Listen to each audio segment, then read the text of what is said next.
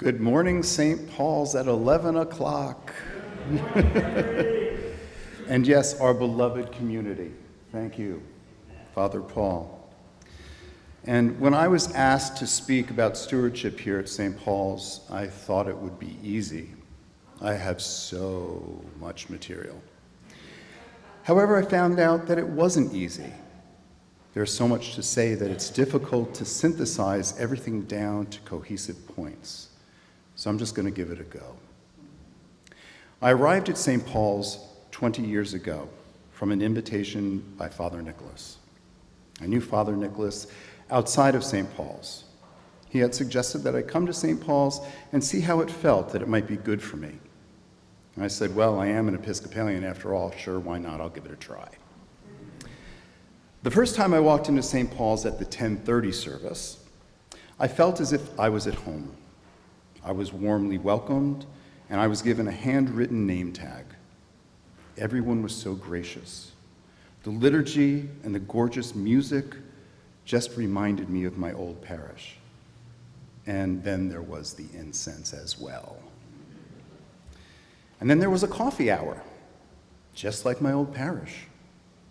After attending for a couple of weeks, I found that the community was filled with people who were interesting, intelligent, unique, and very accepting. The members here are genuine. Oh, and then there was the tradition of Sunday cocktails, which is now Sunday social. I mean, coffee hour is one thing, but cocktails on a Sunday afternoon with church folk? What a great idea to create community with a wonderful group of people, and we have Wally Fry to thank for that. What other place can one find fantastic community, intelligent preaching, beautiful music, and where could I come for spiritual food and nourishment? When I asked how I transfer my letter, the quick remark was, "My, you are an old one." I soon began participating. I first served on the altar, and my first role was as crucifer. I then went on and served in various capacities. My second area was vestry member. I then became involved in the healing ministry. I even was the chair of the cabaret. Oh, and that was when we moved it from having it down in the Undercroft to here in the church. And guess what? We found out that the pews move. And we know how well Father Daniel loves to move the pews. I served on the stewardship committee a few times, and I became a lay Eucharistic minister. That was truly a godly gift to me. I visited Dorothea Williams, whom some of you knew or may have heard about. For 7 years, I brought her Eucharist just about every Sunday, and we would have wonderful conversations. I found out that Dorothea was originally from northern Scarsdale, the Fox Meadow area, and her parish was St. James the Less, which coincidentally was my ancestral family's parish. Her family was not happy with the liturgy as it had changed, and they moved to Grace Episcopal Church in White Plains, which, can you guess, my ancestral family did as well. Dorothea also attended the same Episcopal boarding school that my great-grandmother and my great-aunt attended. Wow, coincidence? I think it was more godly than that. Anyway, she explained that when she and her husband Rod moved here to Norwalk, they decided to make St. Paul's their spiritual home, for better or worse. I remembered my grandmother, who was a member of Grace Church White Plains. She never attended because she didn't agree with the direction that the church was going. She was very conservative. She didn't like the new old prayer book, and she didn't believe in the ordination of women. But she still pledged, because Grace Church was her spiritual home, for better or worse. When she passed away, her funeral was at Grace Church. All of a sudden, I understood when Dorothea told me that this was her spiritual home, that St. Paul's was my spiritual home. Indeed, a profound moment. Now, a little bit about the magic of St. Paul's. Some of you knew my mother, and in 2008, she was diagnosed with stage 3 breast cancer. My parents lived in New Hampshire. They were smack dab in the middle of the state, and there wasn't a good facility for her to receive treatment. so it was decided that they would move in with me for 10 months. My mother went through surgery, chemotherapy, and radiation, and needless to say, it was a challenging 10 months. During that time, my mother would come to St. Paul's, and when she was able, and the support that this community showed her was astounding.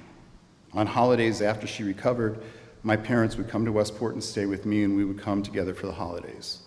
Well, my father not so much, but my mother was highly spirited. A few years later, my father passed away, and Father Nicholas performed his burial service. Now, my mother was up in New Hampshire, and she didn't drive, and she didn't have much of a community. She had friends, but was very isolated, so it was decided that she would move here to Norwalk.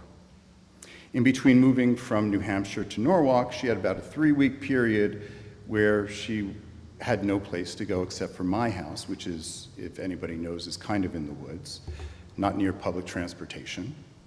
And it was decided that the Norwalk Inn would be a better place for her because there was transportation, and St. Paul's was basically right across the green.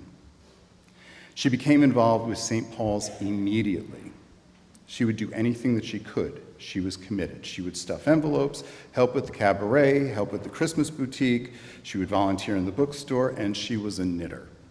She was a big knitter. And from what I learned is, what is said in the knitters group stays in the knitters group. She had a wonderful, vibrant community which she loved and loved her back. So much so that she pledged. She pledged the widow's pledge. You see, my parents lost most of their retirement savings in the 2008 crash, and my mother didn't have much money, and I helped support her. But she paid the widow's pledge because this community meant so much to her. When my mom was diagnosed with stage 4 stomach cancer and was in hospice care, the community supported not only her, but me. Mother Louise, Father Daniel provided pastoral care that is unsurpassed to both my mother and myself. And when she passed, the support I received from this community, from you, was incredible.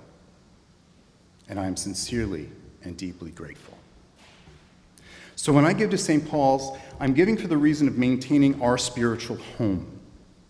Now, our pledge dollars go for operational costs year to year, just like we pay to run our own homes. As chair of Buildings and Grounds, I will also remind everybody that we do have a roof that leaks. And like any home, it may be an added expense on top of this. But isn't it so well worth it? Our community of St. Paul's is something that is most unique and cannot be found anywhere else. So it is because of all of you, the community, the parish of St. Paul's, and those that we have yet to greet that are on the other side of those 2 doors, that I gladly pledge. Thank you.